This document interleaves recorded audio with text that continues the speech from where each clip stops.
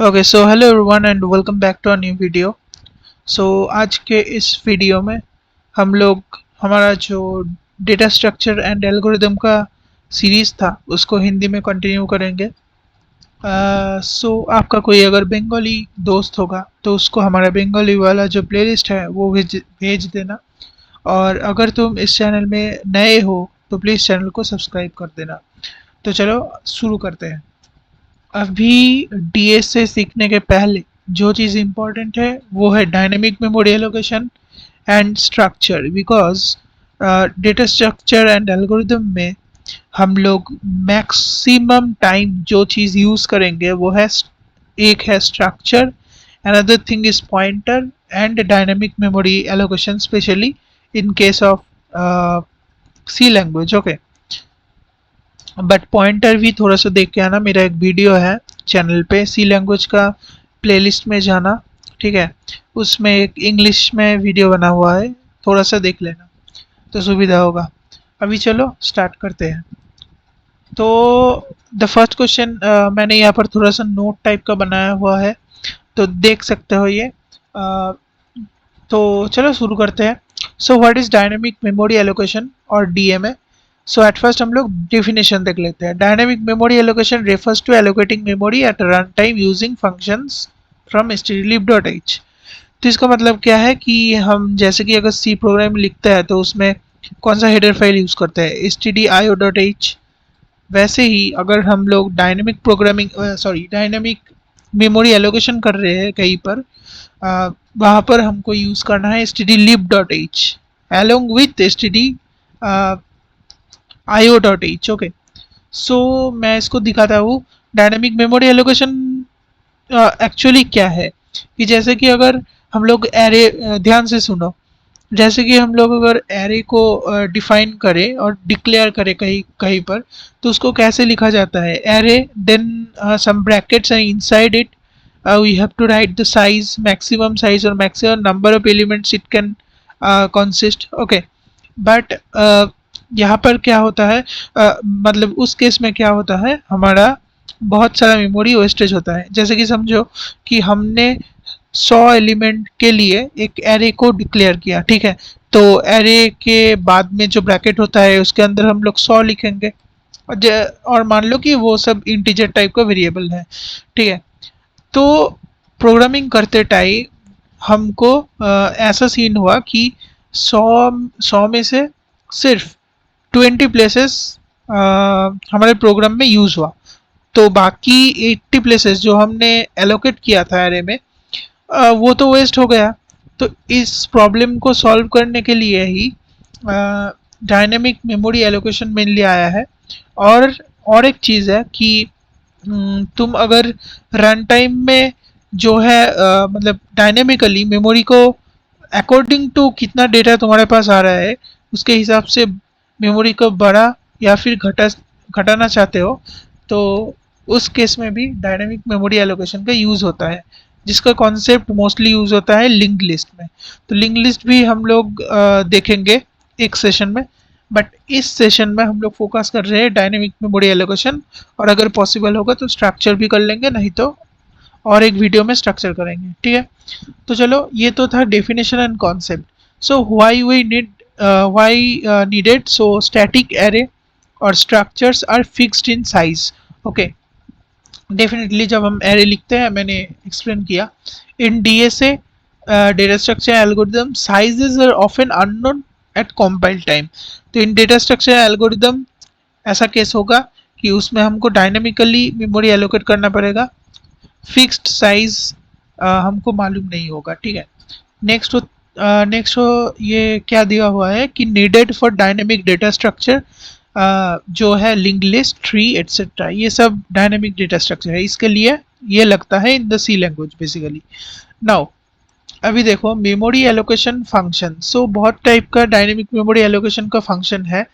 Most important है यहाँ पर मैलोक, ठीक है। मैलोक का फुल फॉर्म है मेमोरी एलोकेशन, ठीक है। एंड इसके बाद है calloc, realloc and free. Free and malloc ये दोनों हम लोग यूज़ करने वाले हैं हमारे प्रोग्रामिंग में, तो मैं मोस्टली ये दोनों ही एक्सप्लेन करूँगा, ठीक है। तो मैलोक क्या करता है, एलोकेट अनइनिशियलाइज्ड मेमोरी एंड ये रिटर्न करता है void टाइप का पॉइंटर। तो इसीलिए हमको कोड में इस void टाइप का जो पॉइंटर है और whatever मतलब एड्रेस रिटर्न करेगा, तो उसको हमको प्रॉपर फॉर्मेट में कन्वर्ट करना पड़ेगा। वो भी हम लोग देखेंगे कैसे। तो देखो पहले मैलोक समझ लेते हैं। इसका सिंटेक्स ऐसा है कि तुमको पहले एक पॉइंटर डिफाइन करना पड़ेगा, क्योंकि पहले मतलब मैलोक जैसे कि समझो कि हमको एक मेमोरी लोकेशन चाहिए कुछ डेटा स्टोर करने के लिए, कुछ डेटा आया है हमारे पास, तो हमको डायनेमिकली मेमोरी एलोकेट करना पड़ेगा। और हम क्या देंगे, मतलब क्या आएगा हमारे पास in return after the allocation? Memory address आएगा ऑब्वियसली, कि ये मैंने कर दिया है डायनेमिकली मेमोरी एलोकेट। अभी मेरे पास से ये जो मेमोरी का एड्रेस है जो मैंने एलोकेट किया, ये ले लो। तो वो हमको कहाँ पर लेना है? एक पॉइंटर में डेफिनेटली।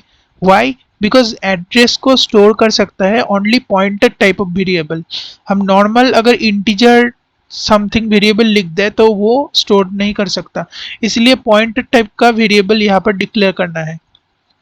और जिस टाइप का डेटा के लिए हम लोग मेमोरी एलोकेट कर रहे हैं, पॉइंटर का टाइप मतलब इसके पहले हमको लिखना है इंट स्टार। अगर हम इंट टाइप के डेटा को स्टोर करने के लिए मेमोरी एलोकेट कर रहे हैं तो इस केस में, ठीक है, तो वही बात है कि पॉइंटर के अंदर हम लोग एलोकेट करने के बाद स्टोर करेंगे।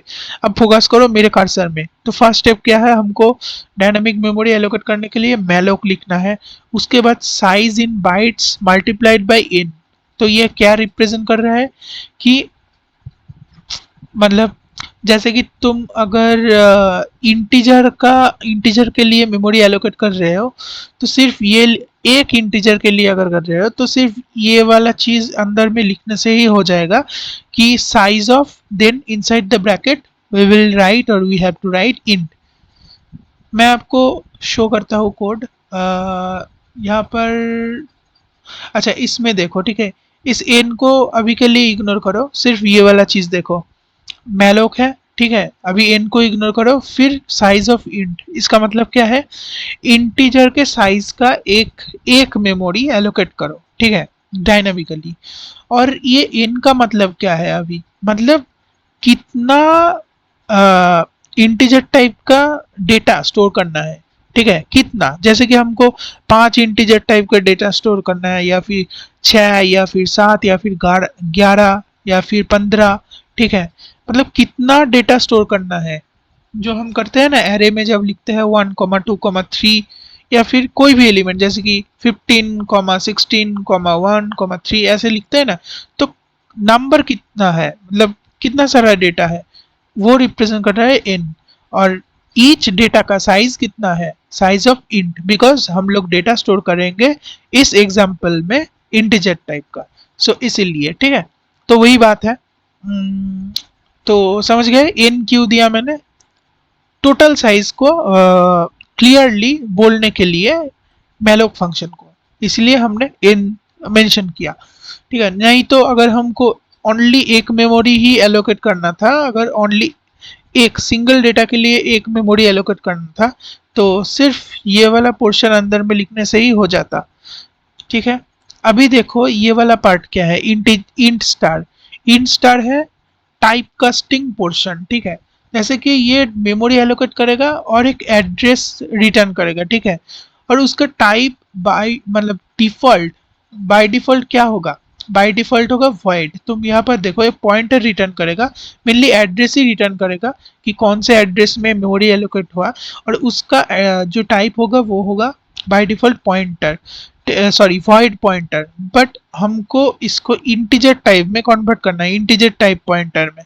तो इसीलिए अंदर में यहाँ पर जो मतलब जिस टाइप में हमको कन्वर्ट करना है उस टाइप को लिखना पड़ेगा, उसके साथ एक स्टार देना पड़ेगा, क्योंकि ये क्या रिटर्न करेगा? एड्रेस रिटर्न करेगा, ठीक है। और हमको एड्रेस को ही टाइप कास्ट करना है, और एड्रेस के लिए तो हम नॉर्मल डेटा टाइप नहीं लिख सकते, पॉइंटर टाइप का लिखना है। इसीलिए तुम अगर देखोगे यहाँ पर, इधर जस्ट अ सेकेंड, यहाँ पर अगर देखोगे तो मैंने इंट स्टार लिखा।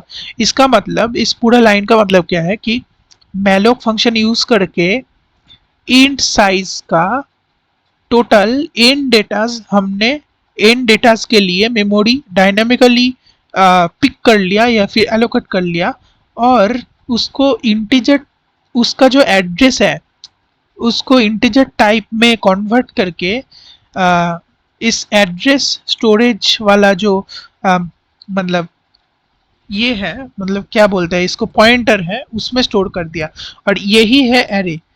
ये क्यों एरे, मतलब एरे क्यों है, क्योंकि एरे एक्चुअली, एरे का जो नाम है, ठीक है, वो तुम अगर एरे पढ़े हो पहले तो तुम जानोगे कि एरे का जो नेम है वो initial address of the initial element of the array, okay, 0th index में जो एलिमेंट होता है उसका एड्रेस होल्ड करता है।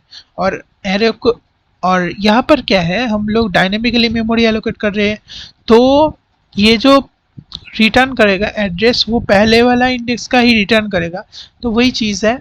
तो एड्रेस को डायरेक्टली हम लोग नेम में ही स्टोर कर रहे हैं, और नेम में एड्रेस स्टोर करने के लिए नेम को पहले हम लोग पॉइंटर में, पॉइंटर टाइप में कन्वर्ट किए हैं, ठीक है। अभी देखो क्या है, अभी हम इसको एरे के टाइप से ही यूज़ करके इसमें मतलब चीज़ें स्टोर कर सकते हैं, ठीक है। जैसे कि यहाँ पर नॉर्मल इंटीजर स्टोर किया है, एक फॉर्मूला लिया है 1 से n तक, अभी के लिए तो यहाँ पर n5 लिया है। तो क्या क्या स्टोर होगा इधर, पहले आएगा 0, 0 + 1 1, तो 1 स्टोर होगा 1th इंडेक्स में, फिर 2 स्टोर होगा, ठीक है, 3 4 स्टोर होगा, 5 नहीं स्टोर होगा क्योंकि ये सिर्फ लेस देन है, लेस देन इक्वल्स टू नहीं है। तो तुम थोड़ा सा इस कोड को, ये तुम्हारा HW है, थोड़ा सा खुद से ड्राई रन करना क्या हो रहा है। तो द थिंग इज दैट वो वाला जो लाइन है एरे के बगल में हम लोग ये वाला ब्रैकेट देते थे ना, और इसके अंदर एक फिक्स साइज लिखते थे, वो हमने नहीं किया अभी के लिए। यहाँ पर हम लोग साइज दे रहे हैं, ठीक है। और ये n मतलब कितना डेटा स्टोर करना है, ये हम यूज़र से अभी के लिए ले सकते हैं। अभी के लिए हमको डिफाइन नहीं करना है और हार्ड कोड नहीं करना है कि साइज कितना है, ठीक है, वही चीज़ है। अभी इसको प्रिंट भी किया है, ठीक है, मतलब कम्प्लीटली तुम अभी इसको एरे की तरह ही यूज़ कर सकते हो। तो यही था डायनेमिक मेमोरी एलोकेशन। और अगर मैं बताऊँ ये जो कैलोक या फिर इन लोगों का, मतलब ये सब चीज़ों का क्या फंक्शन है, जैसे कि मैलोक में हम लोग n मल्टीप्लाई कर रहे थे ना, कैलोक में सिंपल है कि n को पहले लिख दो कितना डेटा स्टोर करना है, फिर कॉमा देके फिर वही वाला लाइन कि साइज ऑफ इंट और साइज ऑफ कैर, वही फंक्शन है। सिर्फ यहाँ पर हम लोग मल्टीप्लाई कर रहे थे डायरेक्टली, यहाँ पर कॉमा दे के लिखो, वही चीज़ है, ठीक है, कैलोक में। और पॉइंट, और ये जो है री एलोक, तो री एलोक में क्या होगा, ये जो पॉइंटर है इसको न्यू साइज, मतलब न्यू साइज दे सकते हैं इसमें। इसको छोड़ दो, ये उतना इम्पोर्टेंट नहीं है, बट ये वाला फ्री वाला इम्पोर्टेंट है। तो सी लैंग्वेज में हम लोग फ्री यूज़ करते हैं, C++ में हम लोग डिलीट कीवर्ड भी यूज़ कर सकते हैं फॉर लाइक अगर हम चाहते हैं कोई मेमोरी लोकेशन जो एलोकेट हुआ पड़ा है उसको अगर हम खाली करना चाहते हैं तो इसके लिए फ्री करना है, ठीक है। जैसे कि समझो कि कोई मेमोरी हमने एलोकेट करके रखा है, बाद में ये यूज़ में नहीं आ रहा, तो इसका क्या मतलब है, मतलब ये वेस्टेज है ना मेमोरी का। तो हमको, जैसे कि अगर हम कुछ एलिमेंट डिलीट करते हैं तो तभी का तभी जहाँ पर भी हम डिलीट कर रहे हैं वहाँ पर एक फ्री फंक्शन रन करना है उस एलिमेंट के लिए, ठीक है। तो वही है, मतलब अगर हम डायनेमिकली एलोकेटेड मेमोरी को फ्री करना चाहते हैं तो फ्री फंक्शन यूज़ करते हैं। इसका कैसे यूज़ करना है ये हम डिटेल में लिंक लिस्ट वाले वीडियोस में देखेंगे, पर अभी के लिए सिर्फ ये तुमको पता होना चाहिए, ठीक है। तो चलो यही था इस वीडियो में। अगले वीडियो में हम लोग थोड़ा सा स्ट्रक्चर के बारे में देखेंगे, और बस यही था। अगर वीडियो अच्छा लगा तो लाइक कर देना और दोस्तों के साथ शेयर कर देना, चैनल को ज़रूर से सब्सक्राइब कर देना। Thank you so much for watching this video till the end, and good bye.